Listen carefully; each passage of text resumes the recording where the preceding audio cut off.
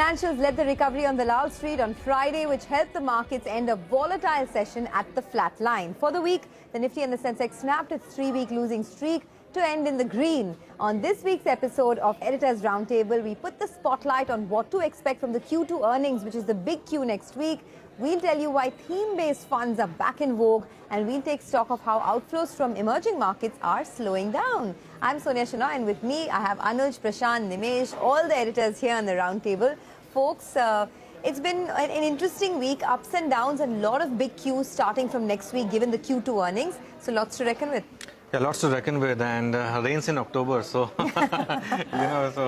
it's crazy sort of weather and crazy market. Yeah. Sonia, this is not the market in which you can take a unidirectional call, because if you do that, the market's just going to make a mincemeat of you. And I think just respect the screen, keep changing your positions, keep changing your stance. And this is the kind of a market in which you take quick singles instead of trying to hit big sixes and trying to hit them all the out of the park. Just take quick singles here or there, and the full toss will come. Then try to despise that for six. That's what I would say. He's talking about full toss, but he's actually hit a full toss, joining as a managing editor of Avas. So which is actually forget markets, forget stock moves, whatever. I think the biggest news for this week, to me personally, was he's joining as a managing editor of Avas, which was a big thing for the entire team who's been with him for the last 20 years. I'm still waiting for the party. I'm still waiting for the party. इसीलिए हम इस अगला आधा घंटा हिंदी में बात करेंगे. सिर्फ पार्टी मिलने के बाद. Anuj, it's up to you. Absolutely privileged, Prashant, Sonia, and Nimesh, and of course I'm still part of this team. That just goes to show how much life changes, right? Last week when we were sitting on Editors Roundtable, it was a different situation. Same with the markets, right? I mean, things change on a dime. Absolutely. Actually, this week, I mean, to come back to the markets, we missed the single best day, right? Yeah. Wednesday was a market holiday. Tuesday, US market was up, what, 3.5%. But still for the week, Prashant, S&P is up 6%, India is up almost 3.5–4%. Yeah. So we've recovered from the lows, for what we saw. I mean, last week, same time, everything was like looking so bad. We were like, oh, S&P is hitting a new low. It's going to go below 52-week low and all. And everybody was a little scared, right? As I said, there was a lot of fear in the market as well last week when you spoke about it. Yeah. So much of fear in the market. So I think that's changed now. I think the big question for me, and I'm sure for every investor, is whether the worst of the bear phase now is behind us. And is this market, getting into Diwali mood? Is the uptrend going to resume itself in a big way? Anuj, what do you feel? Sonia, this week saw the return of algo trade. For me, the big highlight was what was happening with crude and dollar rupee, because I think that was important. Currency and crude at play. In fact, the dollar rupee breached 82 half, and this happened without the dollar index actually going back to previous peak. Because earlier what was happening was that while dollar was getting stronger and that's why rupee was falling, but at least rupee was outperforming against other currencies. This week that sort of changed. Now, is that an early indicator? Because sometimes money market is ahead of equity markets. Actually, every time the money market is ahead of equity market. So, is that the case? Look at what happened sectorally. Despite the comeback, the Nifty Bank this week was up only 0.6%, or actually by the end, because of the recovery, almost 1%. But the Nifty IT was up over 3%. And this, I think, my sense is again the tactical trade which is playing out just ahead of the earnings season, where some money moves to IT because of this currency factor. So I think that's something which played out. The other street sign which I picked up this week was that the broader market outperformed. The mid cap and small cap indices ended well over 2% this week. And early days yet, only 4 days in this month so far. But the market breadth that we have this time round is the strongest that we have seen. 1.6:1 on average. In the month of September, it was 1. And post-COVID, we haven't had this healthy market breadth. So I think that's something that I'll keep an eye on. The one sort of negative sign is if you are tracking valuation, because if you look at the sectors, most of the big sectors are now trading above median valuations. In fact, banking is the only sector which is now trading below its averages. I have the numbers with me, and this is courtesy CLSA. If you look at the premiums, the banks are actually trading at 7.5% discount over a 5-year period and 9% discount over the 10-year average. Look at others. IT, the premium is down to 3% over a 5-year period, and that's why a lot of people believe maybe IT has bottomed out. But over a 10-year period, still trading at 16% premium. FMCG, 13% and 16% premium. Autos are trading at 26% premium now compared to the 10-year averages. So, my sense is that that perhaps could be one factor which could play out. A lot of outperformance of Indian market and resilience has meant that the market has become extremely expensive if you look at the overall combined market individual sectors. But Nimesh, what did you pick up from the dealing room? So, Anuj, this was not a week of big FI buying or a large institutional support. It was more of a tactical pullback. And that's exactly what CLS had put out last week, right? That the S&P was at a level where from which in the previous instances, the S&P has rallied 17-18% purely on short covering rallies and pullback rallies. That played out to some extent in S&P this week, was up 6%, and that helps the Indian market as well. So even we are up some 4%, but there was no large participation from the larger institutions, both FIs and TIs. Even the retail investor seems to be pretty much on the sidelines. There is a bit of fear as well as to how much we can go down from here, and hence not much of participation coming in.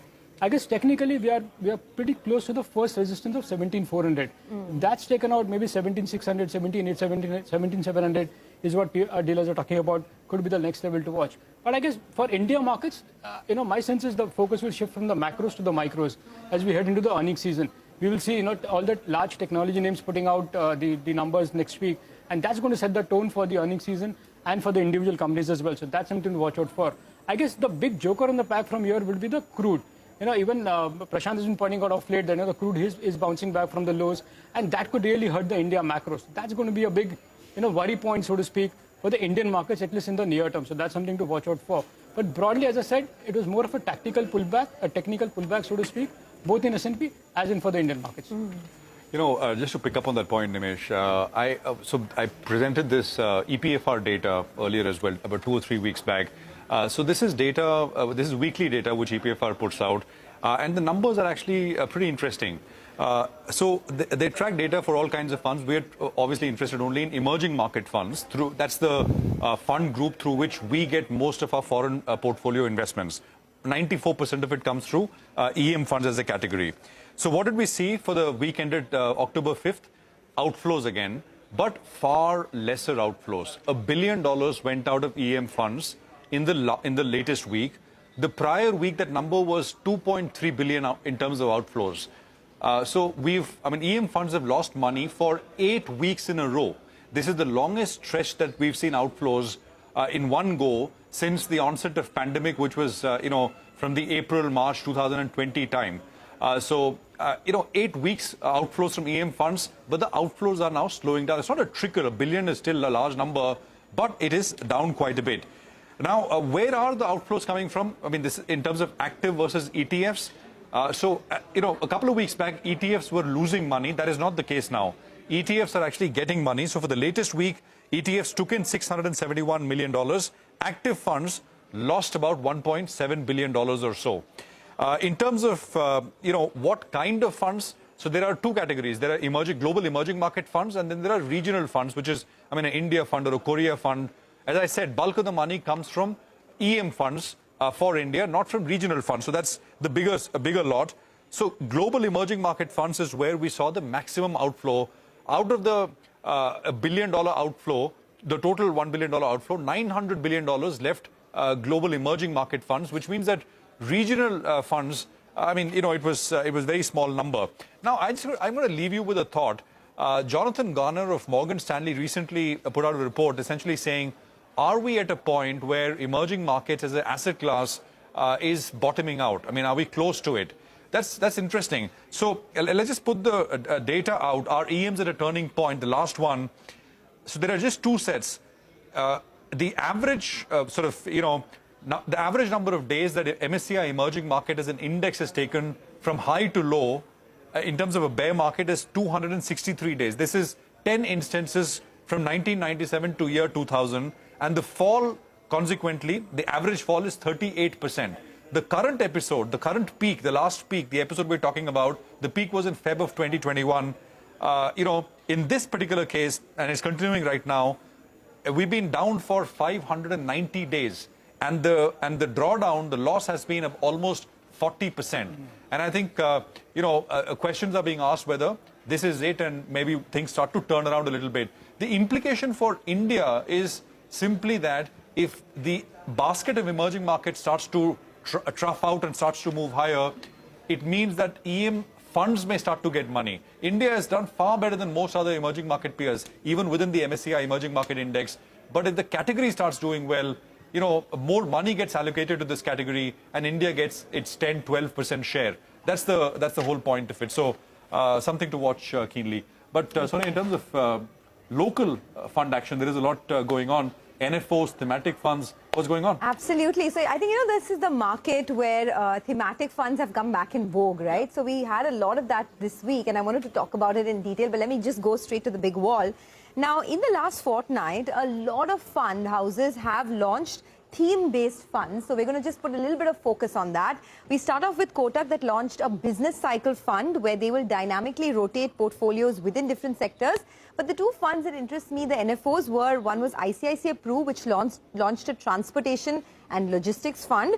And IDFC as well launched the same fund, a transportation and logistic fund, where they're talking about autos, auto components, logistics, and rapid urbanization, which is accelerating growth in the transportation industry. All right, so let's focus on this theme itself, the transportation and logistics theme, and we've already seen big moves come in individual stocks here. Now, here's the story, right? India's per capita income is definitely on the rise. There is a room for rise in discretionary spends as well. There is premiumization that everyone is talking about. And the average salary has gone up by 23.5% in 2022 after lying flat for the last many weeks and months. Now, just look at this graph. Right, for the last about 10 years or so, we've seen the rise in average salary anywhere between about 6% all the way to 12.5%. In 2022, India Inc.'s average salary rose 23.5%. Maybe not yours and mine, but definitely on an average, right, the salary has gone up. Now, this is, of course, we're talking about individuals, but if you look at the per capita GDP, right, it was in FY22 about, it's expected to rise from about $663 billion in FY05 all the way to 4,891. So that is what we're looking at in terms of the per capita GDP. And if you look at the auto penetration, right, that's the big theme that everyone's talking about. Now, the number of cars per 1,000 persons, and this is, of course, not an apples-to-apples comparison because it's very different for developed countries, but India has only 24 cars per 1,000 people compared to any developed market that you look at, whether it's China, USA, UK, all are much higher than about 100. So this just goes to show that there could perhaps be, some more growth opportunities here. Number of two-wheelers as well. This is, of course, not cars, but this is number of two-wheelers. That as well is, there's a big penetration story over there. Now we'll go to the logistics market. There's a structural story there emerging in the logistics market. India's logistics market currently is at $216 billion, and only 3.5% of this is for organized players. So the story here is that there will be a big move from the unorganized to the organized market, and hence the logistic market will grow in size. In FY20, the size of the logistic market is $216 billion. It's expected to grow all the way to $365 billion by FY26.